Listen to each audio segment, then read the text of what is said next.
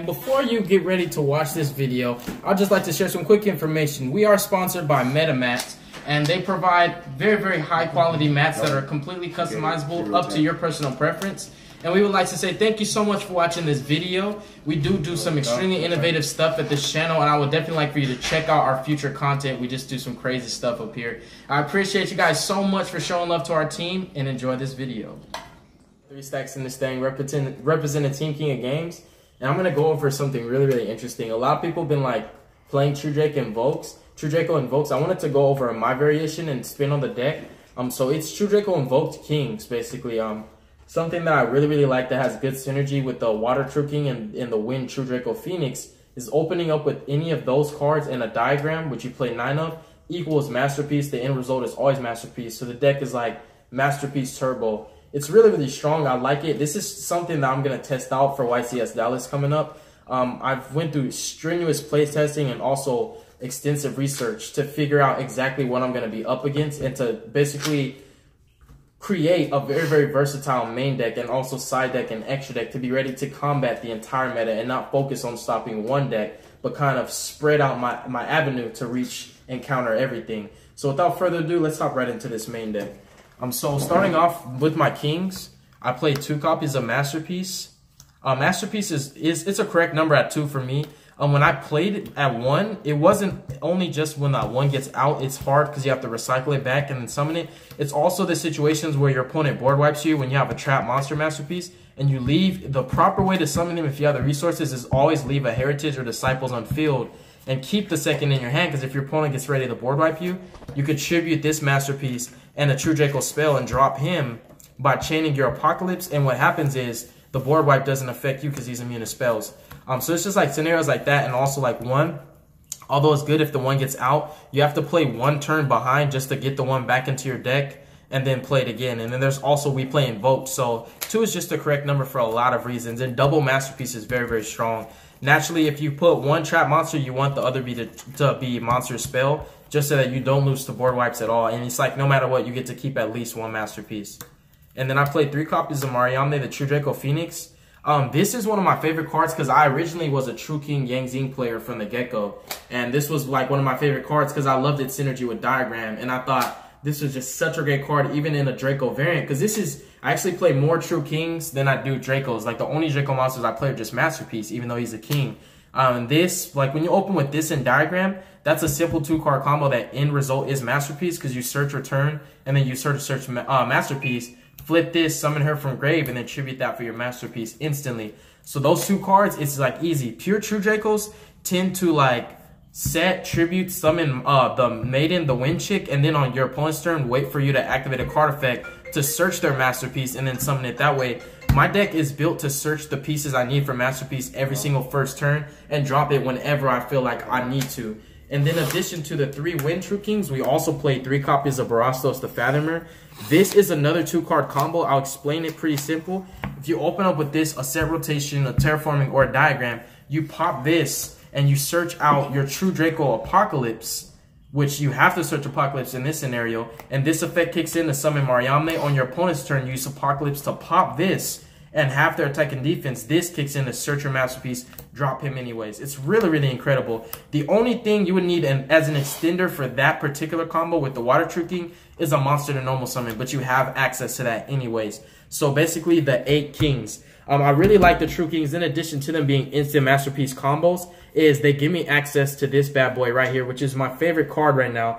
I felt like if I was going to play any deck at YCS Dallas, I wanted it to A, have access to Masterpiece, B, have access to Calamities, and C, have grind game synergy. And this deck is just not easy to beat at all.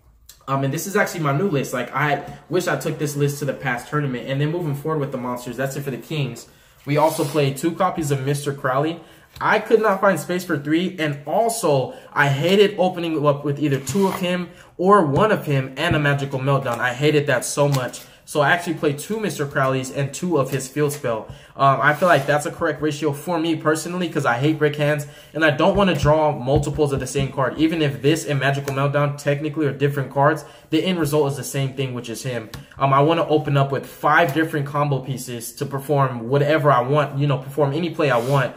So I feel like 2 is perfect. 1 is not enough because not only is there a scenario where this gets strike and you lose it completely, but also sometimes you have to drop him as a hand trap to protect your monster. Like in the Paleo matchup, when you have Invoked and they try to like attack over it, you know, you have to drop him. Or even with Mechaba, if you want a 3500 Mechaba to swing over Masterpiece, you need that. So we played 2 Mr. Crowley, and then moving forward, for the Spellbook engine, I should have mentioned this in the beginning. It's True Draco, True King, Invoked Spellbooks. But I play 1 copy of Blue Boy. Now, the normal summons of this deck are really important, but I actually only play 3 normal summons. The other 2 are actually what happened on my opponent's turn, which are Masterpieces. I never drop this on my turn. I always wait on my opponent's turn to do so because it's a lot more resourceful to do so, and it also anticipating your opponent's plays and dropping this in a skillful manner can dictate and basically determine the outcome of the game. So I play literally 3 normal summons that are not only searchable, but Mr. Crowley's recyclable, which I like a lot. So just 1 Blue Boy. You can test it out with 2, but the problem that will come up is once you resolve 1, you'll always have Mr. Crowley for your second knowledge because I play 2 knowledge. So it's not necessary at all. And then for the hand traps, I play 3 Ash Blossom and Joyous Spring. This card basically is determining the format. Like this card, you can say it basically like if you're not playing this and you're playing competitively, you are making a mistake. Because even with Spiral's hyping right now, there is a particular combo they perform with their Helix. Whether they use Helix as special or to search, Ashing Helix is the correct play to make. You can let them resolve all their other cards, their Spiral Resort. You can let them search for Quick Fix, especially like, luckily I have a teammate who plays Spiral, so I got experience playing the deck, so I know what to stop. The correct play to make is actually to Ash the Helix when the Helix comes out. Let it resolve. Honestly, you could Ash it or Ogre it, but if you have Ash, which I played 3, you Ash the Helix. If you let it resolve, not only will it get Master Plan, but they'll net a free +3, and the end result, they will make Firewall Dragons. Now, it's very possible for them to make plays without Helix. I'm not saying Ashing Helix will stop their turn completely. If they have the resources at hand, which, you know, expendable cards, they can overcommit if they have to because you Ash them. Now they're forced to overcommit and extend their plays a bit further to make a subpar or even impressive board. For the most part, the Ash forces them to make a mediocre board. And there's also scenarios where in the True Draco matchup, Ash determines the game. And in Trickstar matchup, if you're not main decking Ash, unfortunately, they're going to banish your whole hand, and you can't do anything to stop that if you're not playing Ashes. There's too many good reasons. I could sit here and explain why you need to play this beautiful, big four-headed chick, but the long-term goal is you need to play competitively, and you need to have a good, you have to have a good game whether you're going first or second, and this lets you play when you're going second, and it's the best card right now, in my opinion. There's a reason why she's so expensive, because every competitive player understands that there are a lot of scenarios where she saves your life. I would never regret playing her, and she's also how I make my favorite fusion, which is Purgatrio. And we also play 2 Ogres. I just couldn't find space for the 3rd Ogre in this list, but it's actually fine because I have Ash, and there's also another correct play that you make when you Ogre the Spiral Helix, because if they resolve the effect of Spiral Helix to special summon, the monster has to be summoned to Helix linked. It has to be linked directly to them, so if you Ogre Helix, they can't actually summon the monster from their deck because Helix is not there for it to be linked to. It's completely legal. I mean, you could just look it up yourself. I researched Spirals heavily. So Ogre on Helix is like insane because they'll be forced to use the search effect. And Ogre hits so many things, like in the Pendulum matchup, the time Pendulum Graph Trap that can pop a card and also potentially send a card from the field to the graveyard, you can Ogre that. There's like too much stuff you can Ogre. Like Ogre's really, really good too. Like Ogre has saved my life. There have been monsters in my way, and I've just literally just Ogred them when they even tried to deal with me. Even Ogering Firewall, like if your opponent makes the first Firewall and they're not smart enough to make the second one behind it and they just use Firewall with whatever is linked, another smart play to make is to Ogre the Firewall, because although they get the cards back from Firewall, they lose the link for in order which they possibly could use to make another Firewall. I mean, the hand traps, I can explain all the scenarios where they save your life, but it's correct to play these hand traps. And then Maxi, this card just like keeps everybody on check. It's like big dick walking on legs, bro. Like you have to. The 6 hand traps. And then for the spells, we play these babies right here. We play 3 double Ds. And then we play 2 copies of Vegas. Everybody wants to get married in Vegas. I feel like this is correct at 2. 1 is like something that you're going to regret because sometimes I don't use it for its searching effect. There's a lot of times, like there was a Lightsworn matchup I had where I was trying to banish Snow. I activated Meltdown to search Crowley. Then I normal Crowley uses effective search. I don't think this guy understood what I was trying to do. I played invocation to banish his snow. He tried to chain snow to my invocation. I was like, bro, no, you can't. It's really, really strong. It like protects you from warning. Yes, you can de-barrier, and yes, you can max E. That's something you have to keep in mind. But ultimately, it gives you protection on top of protection, which is really good.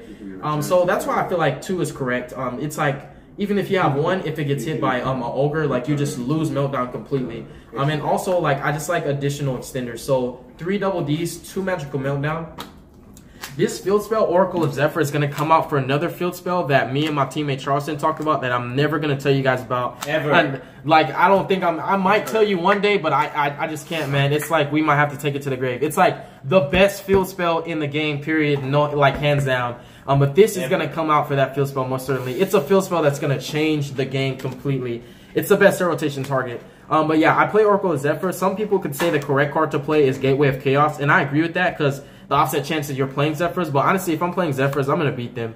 Like, they're not going to be good enough to beat me anyway, so I'm not really worried about that. This is like basically a budget option. And then we also play 3 copies of Optimus Prime right here. This is my baby. And then in addition to that, the most skillful spell in my deck is Set Rotation.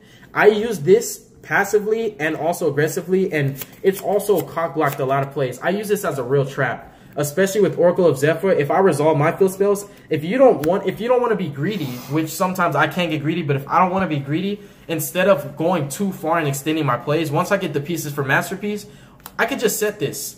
And then when my opponent tries to go off with their diagram, their meltdown, their union hanger, or their spiral resort, I flip this, lock them out of their field spell, and also they take a -1 because that field spell they play from their hand, they get no general, they don't net any value out of it. So in terms of card economy, it's a correct play to make. So 3 Set Rotation, this is a meta-defining spell right here. This is insane. I feel like if you're playing field spells, you need to play Set Rotation. It's a correct play to make. It's like, if you want to play competitive, you have to play Set Rotation. Because it's not only an extension. I not only play 9 diagrams, but I play basically Imperial Order if your deck is solely relying on field spells. And moving forward, I'm going to get that out the way. To basically the rest of the spells. The deck, it's really consistent. The deck basically just searches and draws until it gets what it needs. Or there's often times that I just open up with True Kings and I just make Calamities. 2 copies of Secrets. I'm gonna need some English, like some English copies for YCS, and then 2 copies of Knowledge. This is a correct ratio for me because when you're playing 3, you're not gonna get a chance to resolve 3 a game because you have to play 1 a turn, which means you have to waste your normal summon, and that's 3 turns that you're basically, in technical terms, playing behind. Because once you resolve the first one, it should put you as far ahead as a Pot of Desires would get you because it's the same generic +1, you can say, quote, quote, without the potential possibility of banishing all the cards you need. So it's really, really good. I do play 2 because I found myself in situations where I've resolved the first one and I still need more. So when I normal my Blue Boy, if I open up with this and this, I'll play this, search Blue Boy, and use Blue Boy to search another one of this. And I'll still use my Knowledge, but keeping this in hand guarantees next turn, I'm going to draw 2 cards. And it's just like Alistair's effect becomes search Invocation and draw 2. I like that a lot. And then for the True Draco spells, this is something that people might be like, what the heck about? But I play 1 Heritage and 1 Disciples. This is something I could get hate for. But I don't play the baby Dracos. I don't care about them, so I don't need a bunch of extenders to like set a continuous and then tribute it and summon them. I play these literally just in case I need to make my Masterpiece spell immune. And then also this comes up a lot to recycle my True Kings, like my Calamities, my Mariamne, my Masterpiece. Anything if need be. So the only card that I feel is absolutely mandatory is Heritage because of the mirror match. The possibility of drawing 3 cards off of your opponent's cards that you destroyed. For example, summon Masterpiece. You can summon Masterpiece by tributing a spell and a trap. And then you can out their back row and out their monster and you already tributed 1. So you can draw 3. That's an example. So Heritage is a correct card to play, but I also find myself using Disciples a lot more because I burned through my True King engine. Like once I make 1 Calamities, I've already expended 3 of my 6 True Kings and I like them a lot. So I need to keep them in my deck. But ultimately, the long-term goal is I just really want to make Masterpiece spell immune. In addition to that, these are really bricky in my opinion because if you open up with these, you can't really do anything with them. And you're not going to summon Masterpiece on your first turn. So it's like, bottom line was, these were like technically bricks because I don't play pure Dracos. I don't play the baby ones. And at the end of the day, this is just here for what it does. And I don't need to play additional copies of it. And I don't play Desire, so I don't have to worry about that. One invocation, I actually only own one, so I'm playing one. There is a possibility that your opponent can dimensional barrier and you lose this completely. And there's also another possibility that your opponent can chain Cosmic Cyclone and banish this first. It'll still resolve, but it will get banished. And even Paleozoic Dino Mischief. A lot of people don't even pay attention that that is possible. But you have to think of every single possible scenario when you're playing competitive Yu-Gi-Oh! So if I lose this, my deck becomes a True King, True Draco Spellbook deck. It doesn't hurt. I lose my Invokes, but guess what? I still have Masterpiece. I still have Calamities. I still have my draw power. Long term, it's not detrimental. It's just like, aw, dang, I can't use Alistair anymore. But at the same time, your deck is still functional. So it's something you just have to keep in mind. If I play 3, I feel like, if I play 2, I feel like I probably draw the card too much. So ultimately, I'm not going to waste the money to buy a second one. And then one Raigeki, I just had to mainboard it because I needed space in my side deck for one more card. So I literally was just like, all right, what's the best card in my side deck that I can make? Raigeki. And for the traps, I'm playing 7 traps. I'm trying to get max rarity, man. I want like ultimate rare, anything possible. But we played 3 strikes. These should be ultis. I feel like you could go 2 strike and 1 warning. But warning was really only good like in technical terms against like Slumber and if your opponent's dropping a Masterpiece in a mirror match. And it's just like a card that you never see coming. So you could, in your list, play 2 strikes and 1 warning. But I'll also have to keep in mind that strike is a lot more versatile because it hits hand traps. And it hits cards that activate in the banish zone, like monsters that activate in banish zone. It hits monsters anywhere. And it's like a reason why I chose just 3 strikes and no warning. Because if I play 3 strikes and a warning, I feel like I'd be paying too much life points. Because trick stars are a thing, burns a thing, and I just want to play it safe. So 3 strike is important. There are a lot of times when I have a play to make with my diagram, and I'm like almost certain that my opponent has a hand trap like Ogre or Ash. So I'll make an invoke play and then save my diagram, and next turn activate the diagram holding the strike. If I have to use it, then I have to use it. But if it's like something that you know is not going to kill you and it's not going to be detrimental to you at the current moment, so you'll save your strike. So when you play your diagram and they activate the hand trap, you strike the hand trap. They can't chain anything else in that chain link, and you get your diagram's effect. Because what happens is you activate diagram as chain link 1, the hand trap's chain link 2, strike is 3. This guarantees, if you flip strike on the hand trap, it guarantees that your diagram resolves because nothing else can be chained. And then resolution, it happens. That's just like a really smart play to make. I've never really seen anybody hold strikes. Like, I hold strikes. It seems stupid. It's like having a pot of desires in your hand and holding it. But I really do that. I just feel like it's a skillful thing to do.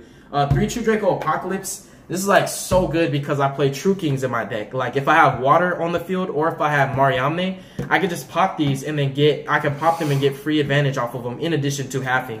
In the pure True Draco matchup, the only thing that's good for them to pop is like the spells and the traps. But I play those too. And then a 1 return. This is much, much better in a True King build. That's why it has True King in its name. Because you can special Calamities from Grave on end phase. And then you just next turn reveal Fathomer and pop 2 of the Paleos, banish to clear field. Because his effect, you don't have to detach to activate. It's insane. It's like an end phase blowout. I've end phase flipped this to summon Mariamne. Next turn to pop it with my diagram, get a Heritage, and then get a Masterpiece. Keep going through my combos. I flip this to special summon Masterpiece, the Water True King. Return is just much better in a True King True Draco variant. True King True Dracos isn't actually competitive, so like there's not a lot of scenarios where people can abuse True King's return and maximize and capitalize on the full advantage that it provides for you. That is the main deck. And moving forward to the extra deck, we played 2 copies of Chlamydia. This card is freaking insane. I call it Chlamydia for a reason. It doesn't matter what deck you're playing, it's gonna turn you off some way or somehow. I think the only thing you could do, the only deck that can play around him is a deck that can make Masterpiece unaffected by spells. I mean, unaffected by monsters and whatever else. But the problem is I play Masterpiece too. So you have to do it my Calamities and my Masterpiece. It's insane. Or you can just chariot. Or you can just chariot, yeah. Like if you're smart enough to put this because people aren't anticipating True King Dinos or anything like that. True King Dinos is technically the only deck that can make this right now. So people aren't anticipating it. So not everybody that's competitive is going to play this as a chariot target. But it's insane. It's like playing in time. It forces you to not only stop with your monster effects, but you can't attack, so you can't push for damage. It's really, really clutch. This card has saved me in many a situation. It just turns everything off. I love it. It's worse than D-Barrier sometimes because it's like everything. Your hand, your field. There's even a scenario where Purple Poison would activate in the extra deck. Calamity still stops it. It's so freaking good. Because Purple Poison is detrimental to Masterpiece, but no, it's not if you have Calamities. The Phantom Fortress Inner Blastener, this card helps me because there's a lot of monsters that either can't be targeted or can't be destroyed. I really don't have an out to that other than a Kaiju. So I just use this effect and then just like banish it and it doesn't target. Or I can banish from your hand or your grave or the top of your deck. This is just insane. And my deck, other than True King Dinos, this is the only deck that has access to this. This is my reasons for playing the True Kings because I have high ceiling cards that other people don't get. 2 copies of Makaba. 2 copies of Raijin. I want to call this guy Raiden, but he's win, even though he has lightning. But I'm not about to just get on some Mortal Kombat. But 2 copies of Makaba, 2 Raiden, 2 Cocytus. I like this guy a lot. He's one of the most clutch monsters ever. He can be targeted or destroyed. In the Spiral matchup, they have to attack over this guy, or they can use the Equip spell and they have to attack over another monster in order to banish this. But if you're smart and you know what you're doing, especially if you know what Spirals do, you just summon him and leave him, and you don't leave any additional monsters for them to attack over and use their Equip spell to banish this. Like Sleeper can't pop this, Sleeper can't attack over it. You have Alistair to put him at 3,900 defense. He can't be targeted or destroyed by your opponent's card effects. It's just insane. And because it's your opponent's, you can diagram this away if you want. This is just too good of a card. And it's an auto win in the Paleo matchup because not only can they not get over it, but in order to make it, you banish their Rodent Totem. It's just insane, dude. And then 2 Purgatrio. In the ABC matchup, there are a lot of times when they tag out on your turn because they're scared their Buster is going to get killed. The problem with that is I'm just going to make Purgatrio and attack you for gain because I can attack all your ABC pieces. And if you make Decode, you just gave me an extra damage push. It's just insane. Purgatrio literally kills ABCs if they tag out. Like, if they don't see it coming, which you play smart, you'll kill them with this. It's just retarded. And I do side deck Winter Cherry, so my targets right now are Buster, Minerva. I feel like Minerva is going to come out for Crystal Wing because I'm anticipating more Trickstar Wind Witches than I am Lightsworn, so this may be Crystal Wing. Yeah. And then for the Paleozoics, and this is not for Paleozoics, this actually should be Spiral Helix. And I don't have Helix because it's not legal yet, it's not out, so that's just like a proxy, or you could say a filler. And then the side deck is insane. We played 3 Joel and Lockbird. Not only for Spirals, but there's too many decks that just lose to this card. True Draco Demise is a prime example. Once they resolve one card like Terraforming, if they like activate Demise and I can't stop it, then I'll be like, alright, bet. Just Joel and Lock you after that. And then you just play with what you have. Joel and Lock is just insane. This card is just like so ridiculously powerful. I feel like Trickstar's main it, so like it also plays mind games with you because it's like, you have Joels? You're playing Trickstar, but it's like, no, you're not. I cite these for a lot of good reasons. It's like every single deck that's good right now is searching in one way, shape, or form, or just drawing. There's a lot of draw decks. So 3 Joel and Lockbirds, 3 Winter Cherries. I sacrificed my raw Spear Modes for Winter Cherries. My theory behind it was if Winter Cherries can hit ABC Buster Dragon, they're not going to have a lot of monsters on field for me to raw Spear Mode. If Winter Cherries can hit Spiral Helix, they lose the potential to quote-unquote possibly put out a ridiculously strong board with Firewalls.